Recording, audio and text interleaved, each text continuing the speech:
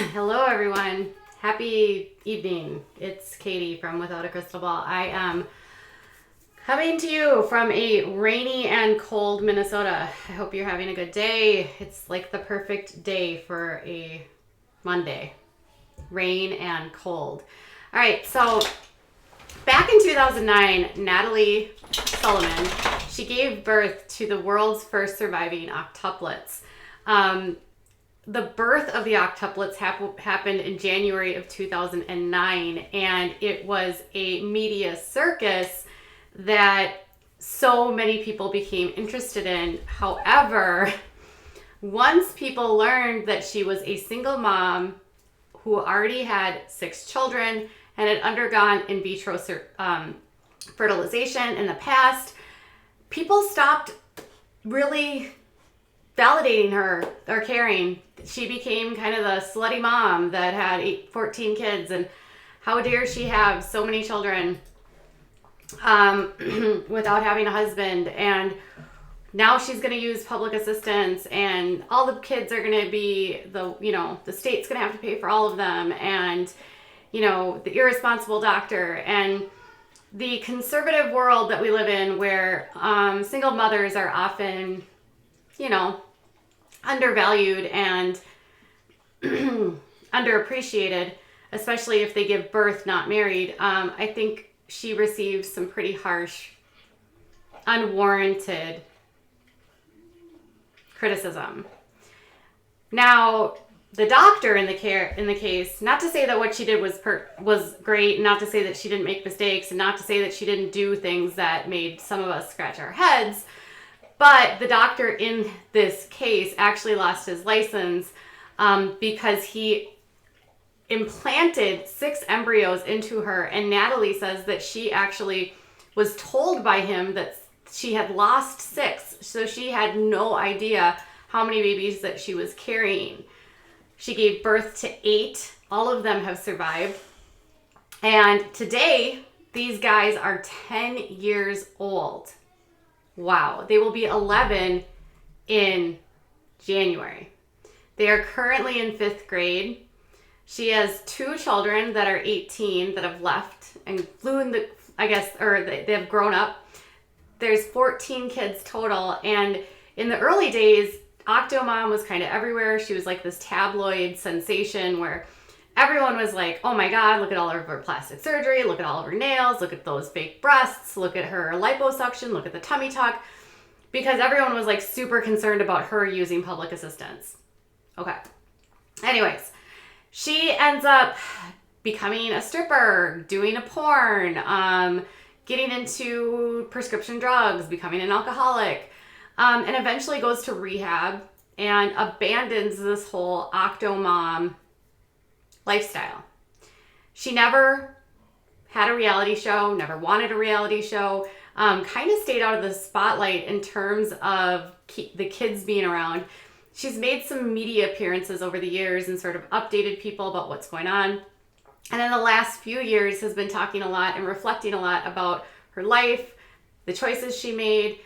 She today says that the choice that she made to have all of these children was completely irresponsible, completely immature, selfish, she said. She was actually interviewed by the New York Times last year, and she described her life as this is how she kind of describes she says this is how she describes her life in an interview with New York Times. I was the classic victim.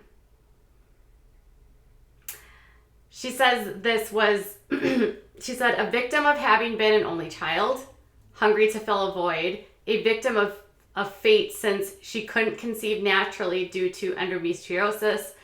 And she said she was misled by a doctor, and a victim of having an alcoholic father. So she takes really no responsibility still to this day for what happened to her. And rather says that she's a victim, which is interesting. I mean, you have to at some point take responsibility for the choices you make. But in the same breath, she also says, I was selfish and immature. but doesn't admit fault and wouldn't change the past. She says that she never wanted the attention and that the amount of attention she received following having the kids gave her PTSD and gave her a lot of anxiety. And she said that the choices that she made at the time, which involved the sex tape and with stripping, was all because she needed a way to pay for her 14 children and not solely rely on public assistance, which she still admits to this day she's using, which there shouldn't be shame in using public assistance. I think she's very ashamed of using that, and I think people are very unnecessarily hard on her about that, but we really shouldn't be like, there's no shame in that, okay?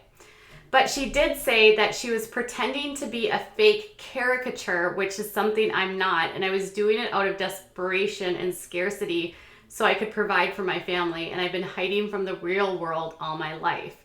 So some of the things I think that she's not really shared about was like who she was before she actually had all these children. Now, here are the kids today.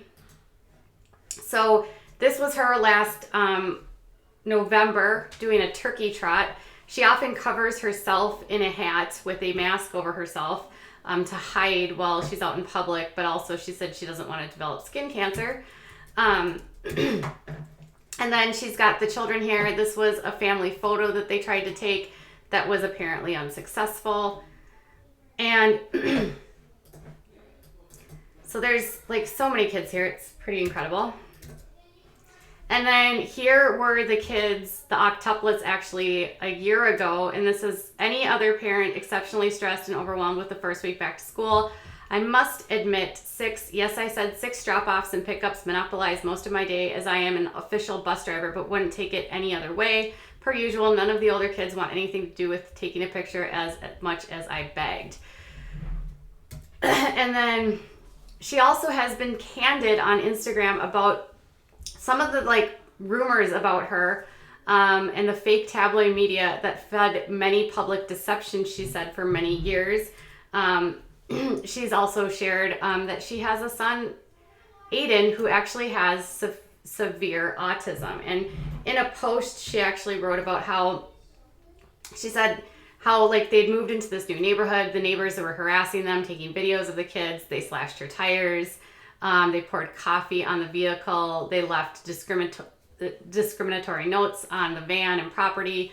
But she said, "This is my baby, Aiden. He's 14 years old, severely autistic and requires total care. Aiden relies on me, his mom, to completely assist him in meeting in all of his needs in activities of daily living.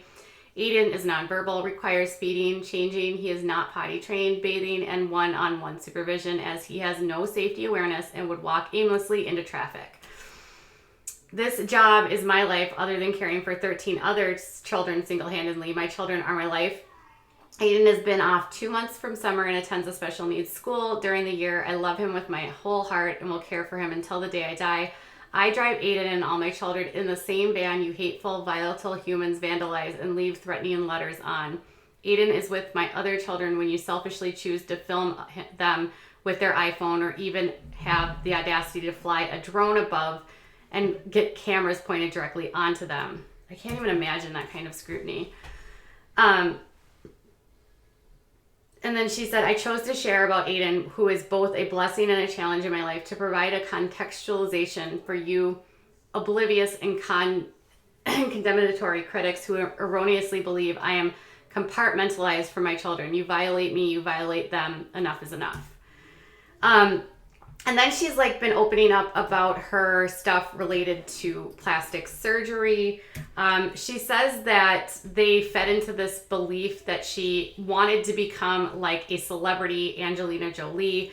And she says that's actually not true. I never had plastic surgery to look like anyone else, let alone some celebrity I could care less about. I am proud to be of mixed ethnic background and would not want to look like or be like anyone other than myself. Truth is, more often than not, celebrities have more insecurities and are more broken than people not in the public eye.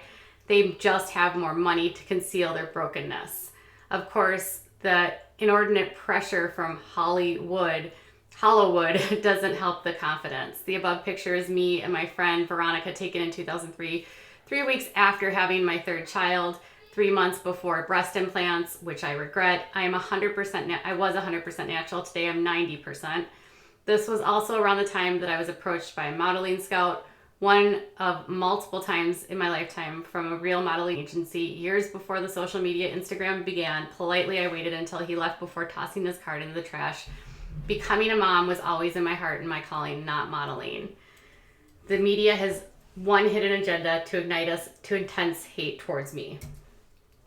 Now, something else that she, has talked about, and I think, one thing that we sort of forget about is that she's an incredibly well-spoken woman. She is very intelligent, and I think in the chaos of having so many children, a lot of this media outrage about the plastic surgery and about her choice to have all of these kids, which actually the last set, the octuplets, should never have happened, and that's part of the reason why the doctor actually lost his license. I think we sort of forget about the human outside of all of that. And she did become a caricature to many of us. And in the way that America has embraced other mothers of multiples, like, the current family from the Outdaughtered, Kate Gosselin. Well, do we really embrace her? There's another mother with the last name McCoy that had septuplets, septuplets, 7. And we've always had this sort of love affair as long as the mother is married in a relationship. But if she's a single mom, forget about it. And she, I think, has been very diminished, and made to be a mockery, and has had to do some things to survive that these other mothers didn't have to do because they had partners. So she said that in this one, I actually thought this was kind of telling. She said, I wanted to share more of my backstory. She's actually writing a book, a memoir, she says. And she said, the photo was taken from 1995 to 97 psychiatric technician program, her graduation, where I was trained to be a licensed mental health clinician. Born into struggle, I learned the value of perseverance early in my life. My mom was a teacher for over 30 years, and I internalized her love for serving others. My original plan was to earn my PhD in psychology. Knowing my parents couldn't afford to put me through college, I set goals for myself, and I implemented these goals despite any obstacle in my path. I earned valedictorian with perfect attendance and began working in a day treatment clinic as a med nurse and with mentally ill patients.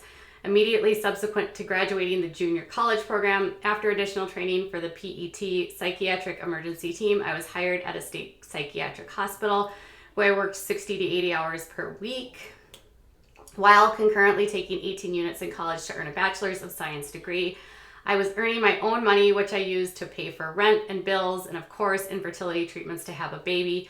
5 to 6 years of battle with infertility due to endometriosis. I earned a 4.0 average throughout college and graduate school as well, and I was not on welfare. The first time food stamps was after 6 kids.